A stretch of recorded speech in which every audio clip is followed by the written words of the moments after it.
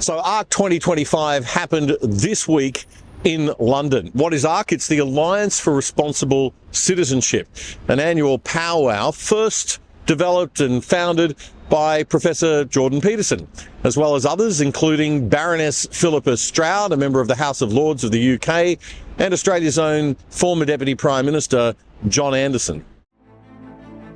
The eternal message that's at the foundation of Western civilization is that we are each a divine locus of value. We each have a cardinal and irreplaceable role to play in the destiny of the world. But as we have become separated from the source of why man is infinitely valuable, we've seen an unraveling of the pillars on which our societies are built, and a collapsing of the way in which we interact with one another. More than 4,000 people have come from all over the world to attend this conference. No nation more represented per capita, though, than Australia, with almost 300 people attending from down under. Baroness Stroud opened the conference with a very stirring speech, asking the audience the rhetorical question, why are we here? Why did we call? Why are we gathering? And why have you come from the nations of the world? Because those of us who love our nations and who love the principles and values on which it is founded know that there is something that is wrong. We know that the narratives and the stories that we are telling ourselves about who we are and about our future is damaging us. We are living through a civilizational moment. We are living through a social revolution, a complete experiment. We're living through an energy revolution and a technological revolution. And like in the days of old, we're coming together to decide what is to be done. It was Frodo who said to Gandalf, "I wish it need not have happened in my time." So do I, said Gandalf, and so do all who live to see such times. But that is not for them to decide. All we have to decide is what to do with the times that we are given. ARC is a talk fest, yes, but the focus this year was on specifically defining what it is that makes the West great and what are the values that are worth defending and fighting for and upholding. We will be asking, what are the ideas that have historically underpinned our flourishing? What was once self-evident but has been lost? What have we forgotten that we must remember?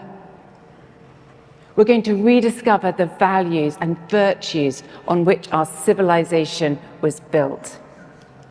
The solid ground, the solid principles.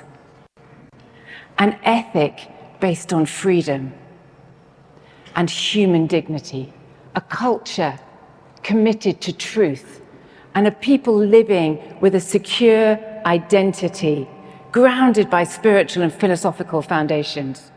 Baroness Stroud told the crowd that children have been told lies about our history and our culture in the Western world, and that's led to them not feeling the slightest bit proud of the societies or culture in which they've been born or are lucky enough to live. So much so that they also wouldn't fight to defend those cultures. And it was Marx who believed that by stealing a nation's history, you could steal that nation. At ARC, we believe it is time to claim back what has been stolen.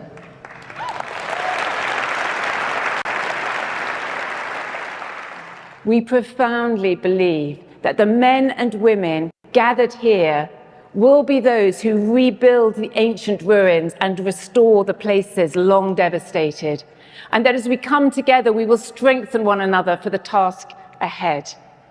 To end by drawing once again on Tolkien's inspiration, it was Gandalf speaking to King Theoden who said, "Perhaps your hands would remember their old strength better if they grasped your sword. It's time to remember, It's time to stand tall, and it's time to rebuild. Welcome aboard the Ark.